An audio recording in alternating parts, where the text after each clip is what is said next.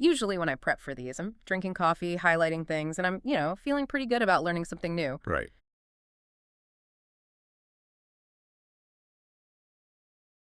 But the stack of documents we're going through today, um, it didn't just keep me up at night. It actually made me look at my own city differently when I drove into the studio this morning. Feel it to you. We are staring into the abyss of a type of modern corruption that is so sophisticated and so terrifyingly organized that it makes those old mob movies, The Godfather, Goodfellas, Yeah. it makes them look like absolute amateur hour. It's a completely different beast. Yeah. I think we're used to viewing crime as this chaotic thing, right? Yeah, bad guys in dark alleys. Exactly. Bad guys doing bad things. But what we're looking at here is a fundamental shift in the physics of governance.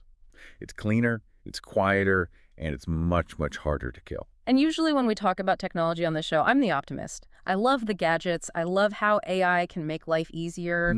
But the central tension of today's deep dive is that the very tools designed to protect the justice system, we're talking secure communications, encryption, AI, massive surveillance networks, they're creating a fundamental tension. That's the exact phrase the research uses. Right.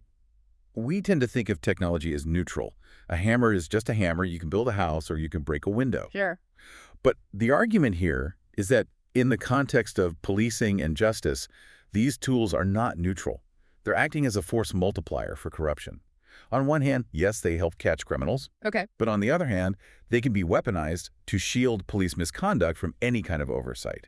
And we are not talking of a cop taking a $20 bribe to let you out of a speeding ticket. That's the bad apple theory, right? We hear that every single time there's a scandal. Oh, don't worry, folks. It's just a few bad apples. Oh, classic. But the sources we're unpacking today are, they're screaming that we need to stop using that phrase. They draw a hard line between the grass eater, which is that opportunistic guy pocketing cash, and something they call systemic capture. Systemic capture is the key term for this entire deep dive. It's not just crime. It is the slow, deliberate theft of governance. The theft of governance. It's when a criminal organization realizes that fighting the police is, expensive and dangerous. It is so much more efficient to simply become the police. That sounds like a conspiracy theory. It sounds like the plot of a Batman movie. Are we really saying that criminal organizations are running police departments in the U.S.? Because that feels like a massive leap. It feels like a leap because we are looking for the wrong signs. We look for chaos. We look for, tanks in the streets or open warfare. Right, something obvious. But the sources describe something called the Plaza model. This originated with cartel operations in Mexico, but the research argues it has been franchised. It's been exported. And the Plaza model isn't about military conquest. It's about territory rights. Okay, Plaza makes me think of a nice town square with a fountain. I'm assuming that's not what we're talking about here. Not quite, no. In this context, the Plaza is a designated territory, a zone of control. And the model is strictly business. A criminal organization doesn't need to overthrow the local government. They just need to franchise it. Franchise it. They need to capture specific authorities to guarantee exclusive rights to move product through that territory. Franchising, like a fast food chain. You pay for the rights to sell the burgers in this zip code, and corporate protects your territory from other franchisees. In a disturbingly accurate way, yes. But here's the part that answers your skepticism about how this can happen in the U.S. To franchise a police department, you do not need the whole department. You don't need the chief. You don't need the captains. You don't need every beat cop on the payroll. See, that's the part that I got stuck on reading this. I always imagined you'd need this massive conspiracy involving hundreds of people, secret handshakes, the whole thing. But the sources say no. No, that's too expensive. It's too risky, too many loose lips. To run a plaza, you need what they call a vertical integration. Vertical integration? You need a specific operational cell within the police. You need a specific unlock in the judiciary, meaning a judge or two. And you need a lock in the prison system. So police, judge, prison. You have those three components working in sync, and you create what the sources call a sovereign fiefdom. A sovereign fiefdom. So a little kingdom inside the United States where federal law is basically just a suggestion because the local enforcement mechanism has been bought and paid for. Exactly. It creates a zone of absolute immunity. And what we are going to do today is map this out. We have a mission in this deep dive. Let's lay it out. First, we're going to break down the human architecture, how this franchise actually works on the street. Then we're going to look at the AI force multiplier, which is how modern tech, you know, pours concrete over this corruption so you can't break it. Now, we have to talk about why the FBI and DEA seem to be totally blind to this, because if this is really happening, where are the feds? That's the federal blind spot. And it's a huge, huge structural issue. But stick with us, because we aren't just going to leave you depressed and paranoid. The sources actually propose a really fascinating solution, a pilot program they call Operation GLASSHOUSE, and it involves a new type of federal agency and something called Truth AI. Which is essentially using AI to police the police. You're fighting fire with fire. So let's unpack this. Let's start with the human architecture, the Plaza model. You mentioned you don't need the whole department. How does a criminal group franchise a police department if they aren't paying everyone off? Walk me through the mechanics of that. So think of it as a small business unit inside the larger corporation of the department. The source suggests you might only need, say, 10 officers in a department of hundreds, provided those 10 are positioned correctly. Maybe it's a sergeant in his squad, or a specialized task force, like a narcotics or gang unit. The right people in the right places. Exactly. This small group creates the functional franchise. And they aren't just taking bribes to look the other way. They are active service providers. Service providers. That implies a contract. What services are they actually selling? The sources break it down into three main verticals. The first is operational facilitation. Okay. In short, they control the corridor. The corridor. What is that? Let's visualize this. Imagine you are a logistics manager for a cartel. You need to move a massive shipment of fentanyl or, whatever, through a city. Right. You don't want to get lucky. You want to guarantee. So you pay the franchise fee. The corrupt cell ensures that Main Street, from 4th Avenue all the way to the highway, is completely unpatrolled between 2:00 a.m. and 3:00 a.m. So it's not just looking the other way. It's actual traffic control. Yeah. They're actively clearing the road. Precisely. It's logistics support. They're diverting other units. They're sending them on wild goose chases to the other side of town. They create a vacuum where the shipment can move completely safely. Wow. Okay, so that's service number one. What's number two? The second service is intelligence. And this one is particularly insidious because it weaponizes the very tools we give police to catch bad guys. The databases. Right. Let's pause on intelligence because it sounds abstract. But imagine you're a mid-level dealer for a rival cartel. You drive into town. You aren't speeding. You aren't breaking any laws. But a cop car sitting behind you runs your plate. Standard procedure. In a normal city, nothing happens. In a franchise city, that plate query triggers an alert not to the station, but effectively to the local plaza boss. Wait, so the police database is basically acting as the radar system for the cartel. Yes. They run plates to identify rivals entering the territory. They check names against federal databases to see if someone is a registered informant. It's a private intelligence agency funded by taxpayers. That is sickening. You trust that data to be secure. You think, I'm a citizen, my data is safe. The idea that it's being used to hunt people for a criminal enterprise, that just flips the whole social contract on its head. It does.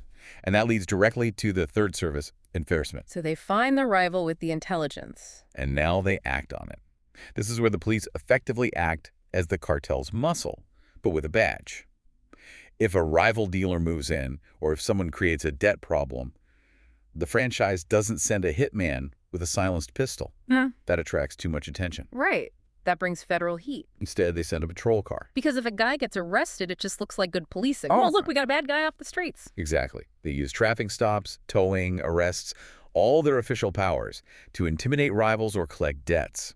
If you don't pay the cartel what you owe, suddenly the police raid your business for a code violation. It's the perfect cover. To the public, it looks like a crackdown on crime. To the underworld, it's a crystal clear message. Pay up, or we use the state to crush you. And this is where the sources distinguish this from the grass eater, right? The old school corrupt cop. Yes. A grass eater is an officer who kicks down a door during a drug bust, finds a shoebox full of cash, and stuffs a few bundles into his vest before booking the rest. That's opportunistic theft. It's bad, but it's disorganized. That's a crime of opportunity. The franchise is organized logistics management. It's a business model. It's systematic. There was a detail in the source that really stuck with me about the evidence locker black hole. I think this just paints the picture perfectly. It's a classic indicator of the franchise model in action. Explain that. So, in a functioning department, seized drugs go into a locker, they get logged, weighed, and eventually they are incinerated. There's a clear chain of custody. There should be. In a captured system, the evidence locker is just a pause button. It's a temporary holding facility. Drugs disappear, or the weight counts, they drift downward. You seize 10 kilos, you book 5. And the other 5 go where? Right back into the market. So the police station isn't stopping the flow of drugs. It's actually a distribution hub. They are restocking the inventory for the cartel. In extreme cases, yes. They are recirculating the seizure. But the police are just the enforcers. They're the hands. To really own the city, you need the unlock. The unlock. You need the judiciary. Right, because you can arrest anyone you want. But if an honest judge looks at the case and says, this is garbage, and throws it out, your power is limited. You need a judge who plays ball. You absolutely need a compromised judge to validate the corruption. This is the mechanism of impunity. And the most obvious tool they have is bail and scheduling. Walk us through that. How does a judge weaponize a calendar? Okay, imagine 2 people get arrested on a Friday night for similar offenses. One is a franchise associate, a guy working for the cartel. The other is a rival, or maybe just a civilian who saw something they shouldn't have. Okay. The compromised judge grants the associate low bail or releases them on their own recognizance immediately. He's out in hours, back to work. And the rival, or the witness? Maximum bail. The judge declares them a flight risk. The trial is delayed over and over. Motions are lost. Their lawyer can't get a hearing. They rot in jail for months, maybe years, before they ever see a trial. So you're punishing them before they're even convicted of anything. You're using pretrial detention as a weapon, but it goes deeper. They use evidence suppression. They'll throw out cases against their associates on the flimsiest technicalities. Oh, the warrant had a typo on the address. Case dismissed. And that does what? Protects the criminals. It does more than that. It hides the identities and the methods of the criminal group from the public record. There's no trial, so there's no testimony. It's like it never happened. And the sources mention civil warfare, too, using asset forfeiture. That seems like a whole other level. This is where it gets really predatory. We aren't just talking about drug dealers here. We are talking about legitimate business owners. If a local business refuses to launder money or pay the tax to the franchise, they can use civil asset forfeiture to seize their assets. They take their real estate, the company cars, the cash accounts, alleging they are somehow connected to a crime. And in civil forfeiture, you don't even have to be convicted of a crime or even charged with one to lose your property. Exactly. The burden of proof is much, much lower than in criminal court. They can seize the assets, bankrupt the competitor, and then the judge often approves the transfer of that wealth to shell companies connected to the franchise. It's literally legal theft using the court system. It's state-sponsored piracy. So you have the enforcers, the police, you have the unlock, the judge, but the sources say the vertical integration ends at the lock, and that's the prisons. The prison is the economic engine that makes the whole thing profitable. If you control the police and the courts, you control the supply of bodies. And if you control the prison, you can monetize those bodies. This is where we get into the private prison contract, isn't it? Right. To own a city effectively, you need a sheriff who runs the jail and a contract with the right private prison company. This ensures that once the police arrest a target and the judge sets the impossibly high bail, there is a profitable place to hold them indefinitely. And when you say profitable, we're talking about rent, aren't we? That's the term they use. We are. The prison extracts wealth directly from the community. The families, often the poorest people in the city, are forced to pay exorbitant fees for everything. Commissary, phone calls, video visitation. I read about that. $15 for a 15-minute video call. That is just a tax on poverty. It's a tax on love, really. It is. But operationally, the prison serves another critical purpose for the franchise. It's the ultimate silencer. How do you mean? If you control the jail, you can isolate witnesses. You can put rivals in the general population with people who have orders to hurt them. You can orchestrate accidents, a slip in the shower, a fight gone wrong. So if you control the prison, you have total control over the threat. If someone is talking to the feds, you put them in a cell where they can't talk to anyone or where they stop breathing. Exactly. That is the human architecture. Police on the street, judge on the bench, warden in the jail. It's a perfect, self-sustaining, vertically integrated machine. Okay, that is terrifying enough on its own. It feels very old school, like 1920s Chicago, but with better radios. But the sources argue that the Plaza model has been around for decades. What's new and what makes this deep dive so urgent is the technology. This brings us to the tech paradox. Right. We have secure communications, Signal, WhatsApp, encrypted digital radios. These are supposed to be good things. They protect privacy. I use Signal. I like that my messages are private. But the source says they are creating unauditable channels. This is the double-edged sword we talked about at the top. Yeah. We want police to have secure radios so criminals can't listen in with a cheap scanner from Radio Shack. We want encryption. But these sovereign air-gapped systems that are designed to block leaks to cartels also block internal affairs. Explain air-gapped for us. I think that's a term a lot of people might not know. Sure. Think of these communication systems like a submarine. They are air-gapped, meaning they are physically and digitally disconnected from the regular internet or the wider department network. Okay, so it's a closed loop. A closed loop, exactly. Yeah. And that sounds great for security against outside hackers. But it also means that if you're the police chief or federal auditor standing on the shore, you can't see what's happening inside the sub. There's no digital trail leading back to the main server. It's a black box by design. So if a corrupt squad is planning to, I don't know, rob a drug dealer, they do it on a channel that isn't being recorded or monitored by anyone outside their circle? Or they use a system that is technically recorded, but it's designed with a code of silence upgrade. The source mentions systems designed specifically to prevent third-party providers from responding to subpoenas. What? So even if a federal prosecutor gets a warrant and wants the chat logs? The company that built the system can say, sorry, we architected it so that even we can't access the data. It's end-to-end encrypted and the keys are deleted. The technology meant to stop the bad guys is hiding the internal bad guys. It's the perfect digital shield. But that's just communication. The real force multiplier, the thing that locks all this in place, is artificial intelligence. This is where it gets truly dystopian. We hear about predictive policing all the time. And usually the sales pitch is, we use data to put cops where the crime is going to be. It sounds efficient. In theory, yes, it sounds smart. But in a captured system, predictive analytics becomes predictive harassment. How does that work? Give me a scenario. Okay, let's say there's a local journalist. Let's call him John. John is writing stories about corruption in the department. He's a thorn in their side. A problem to be managed. The franchise wants to pressure him, but they can't just arrest him for writing articles. That's too obvious. It's a First Amendment issue. So they feed John's data into the predictive policing algorithm. They manipulate the inputs. Right. They flag his car, his home address, his known associates as high risk, based on vague, unsubstantiated intelligence. The system then spits out patrol directives. And these go to the regular cops on the beat. Yes, to officers who might not even be corrupt. Right. They just get a notification on their screen that says, hey, go patrol this block. This vehicle is associated with high-risk activity.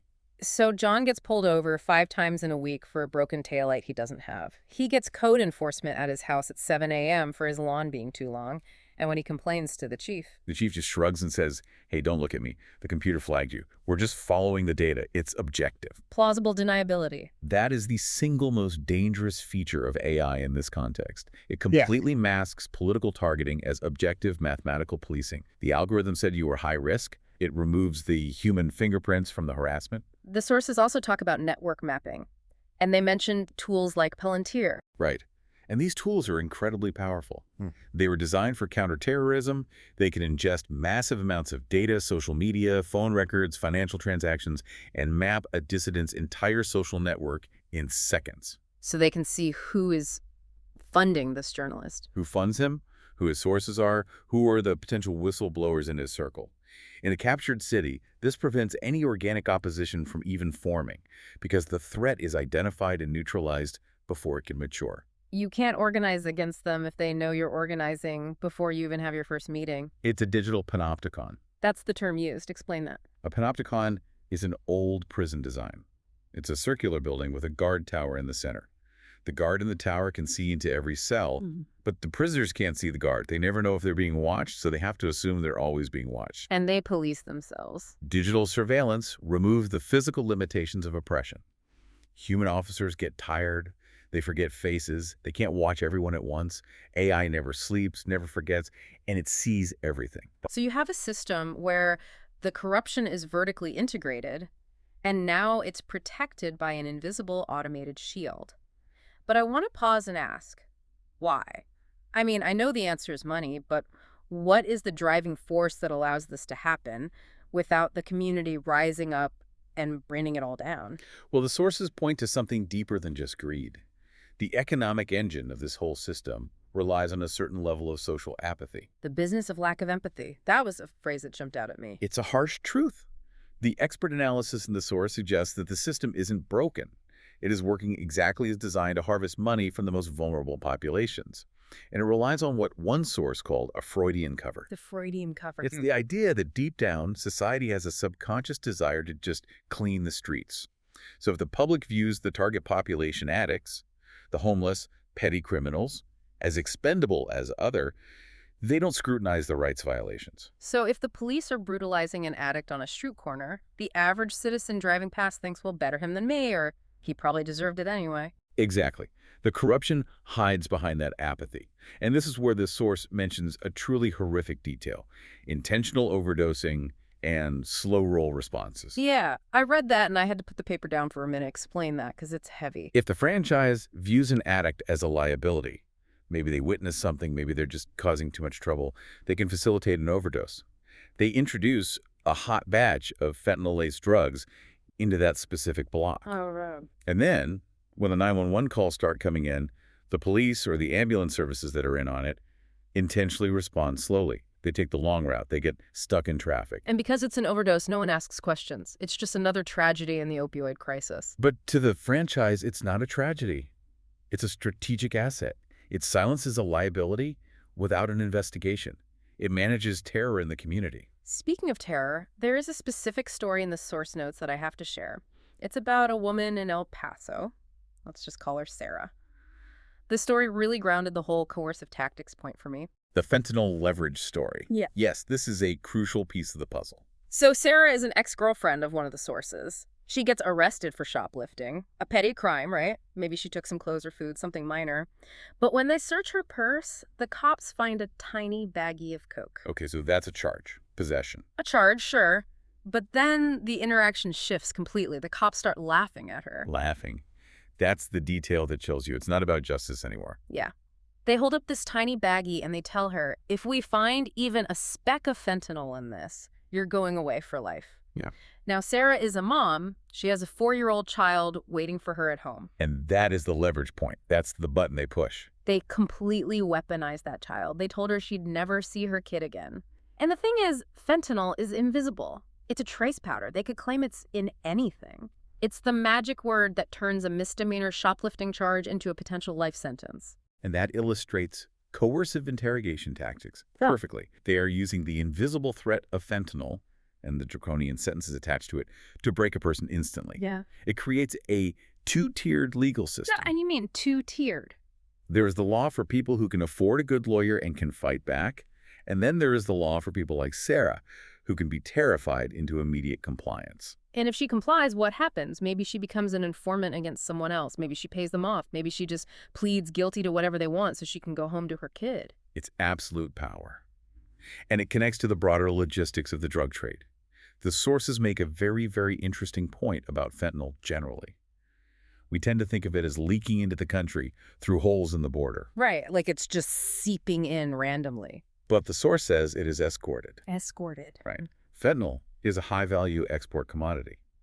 And the source contrasts the U.S. situation with Mexico. The anecdote from one of the researchers is that Mexico has no fentanyl problem among its own population. Which is wild, considering they are a major producer. But it makes perfect business sense. If you are a cartel, you don't poison your own workforce. You don't poison your own territory. You export the poison. It proves that the distribution is strictly and professionally controlled. You can't have zero consumption in the producer country without disciplined, top-down control. And there was a mention of avocados. I think we skipped over that earlier, but it feels important here. The avocado tax. Oh, it's vital. The avocado tax is the perfect example because it's so mundane. We aren't talking about cocaine. We are talking about guacamole. Okay. The source notes that in certain regions of Mexico controlled by these groups, the cartel dictates the price per kilo of avocados at the farm gate. So they aren't just smuggling drugs. They're taxing farmers. They're in the produce business. If you're a farmer, you pay the tax, or your trucks don't move, or your orchard mysteriously burns down. This means the criminal organization has effectively become the IRS.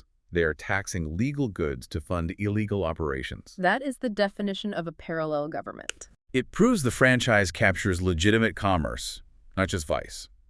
Real estate, produce, construction, Yeah. anything with a cash flow. Okay, so we have a parallel government operating in our cities. They have the police, the judges, the prisons, and the tech. They are taxing our commerce. My question, and I think the listener's question is, where are the feds? Why is the FBI not kicking down doors and arresting everyone? That brings us to the federal blind spot, and it's maybe the most frustrating part of this whole story. Is it just incompetence, or are they overwhelmed? Or something else? It's structural. It's what one of the sources called the lanes problem. Imagine the federal justice system is a highway with 3 lanes. Okay. The FBI is in the left lane, the fast lane. They are speeding along looking for big cases, public corruption scandals, terrorism, major events that make headlines. They aren't set up to monitor the slow, grinding work of day-to-day municipal operations like bail hearings or zoning permits. They're looking for the explosion, not the slow leak. Perfectly put. Now, the DEA is in the far right lane. They are hyper-focused on the cartel nexus, the drug loads, the money laundering, the international connections. They're looking for the dope, not the systemic political corruption of a city council. And DHS, Department of Homeland Security. They're in the middle lane, but they're focused on borders and terrorism. So you have these massive, powerful agencies, but the Plaza model operates in the cracks between the lanes. It's not quite terrorism, it's not just a drug bust, and it's not a single event the FBI can prosecute. It's a process. It's the slow theft of governance, and no single agency is tasked with monitoring that process. A process of slow capture. Exactly. There is no continuous counterintelligence function for domestic agencies.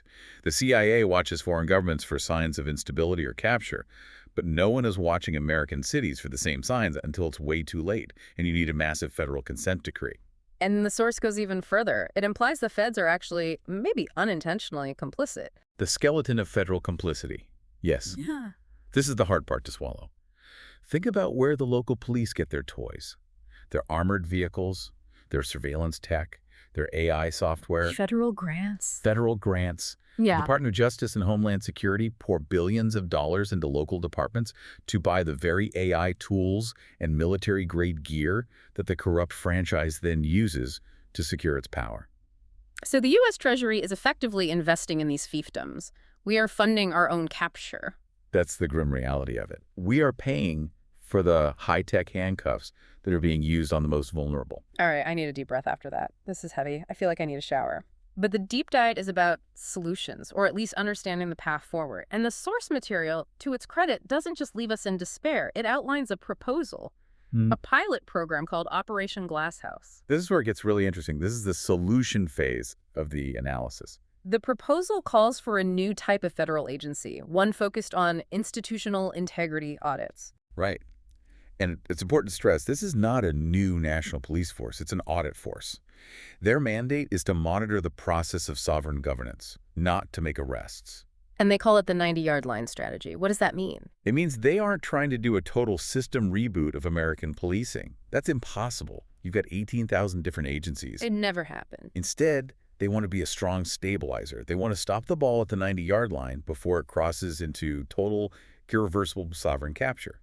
They're a check and balance. And how do they do that? With what power? What are the teeth of this agency? Financial forensics. The teeth. As the source says, he who provides the gold makes the rules.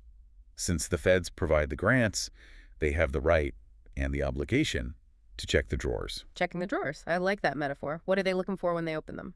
3 things, primarily. First, grant fraud. Pretty simple. Yeah. Are the funds for a new community policing initiative actually being diverted to buy, off-the-books surveillance gear? Second, vendor contracts. They look at who the city is doing business with.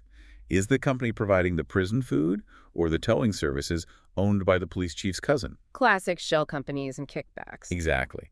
And third, and maybe most importantly, asset forfeiture. Where did all that seized cash actually go? Did it go into the city's general budget?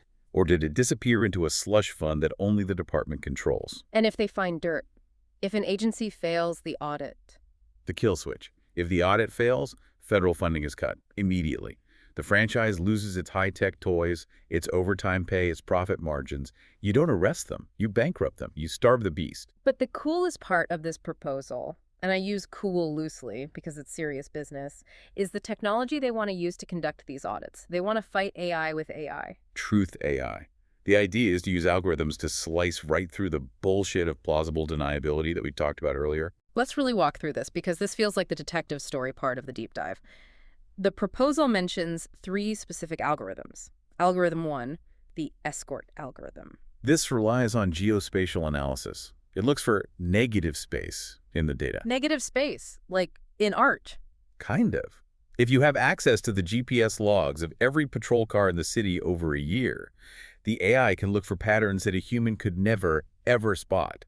It's not looking for where the cops are, it's looking for where they aren't, consistently. So if Main Street from 4th to 10th is completely empty of police presence every Tuesday at 3 a.m. for 52 straight weeks, the AI flags it. Exactly. If you see a bubble of silence, a street that is perfectly avoided by all units during specific, repeated time windows, that's not a coincidence. That's the corridor, that's the escort route.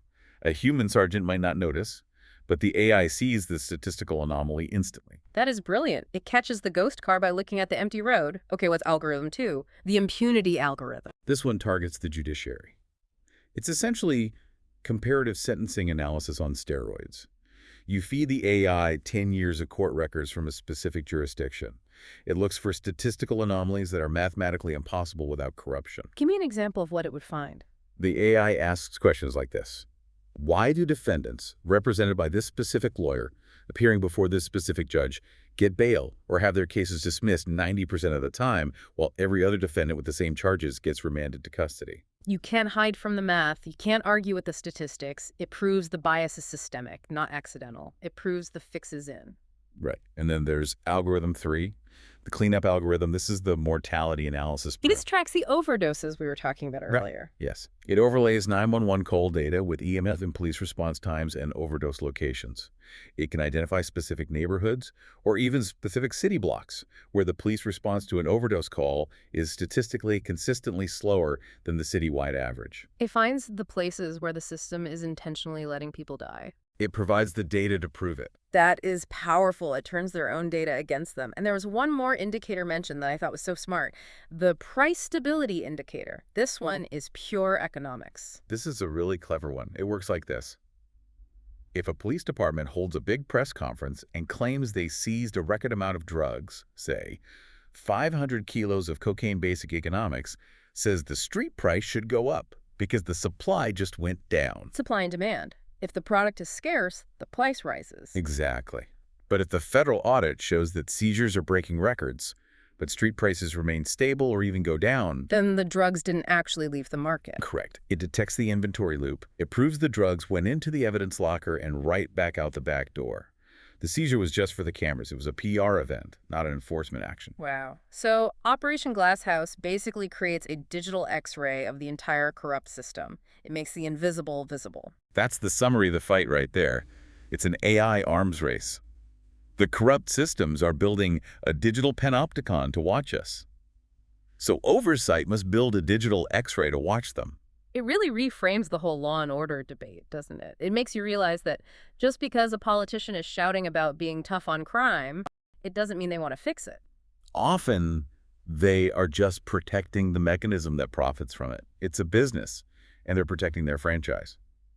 We're coming to the end here, and I want to leave the listener with the final provocative thought from the source material. It's about that comparison between autonomy and the real op. The engineer from Mexico. That was a really poignant story. Right. He was telling the researcher he liked the autonomy in Mexico because you could, run red lights if no one was around. You had a certain freedom in the small things. But if you crossed what he called the real op, you were dead. It's a chilling trade-off. Freedom at red lights, but death at the crossing. And the source argues that the U.S. is slowly, quietly moving toward this, a selective enforcement model.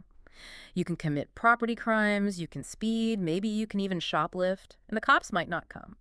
There's autonomy in the small things. But if you threaten the power structure, if you're a whistleblower, a journalist, an organizer, the system crushes you with its full weight.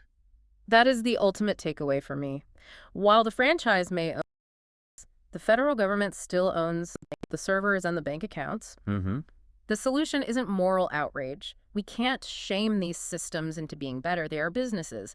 The solution has to be financial and algorithmic transparency.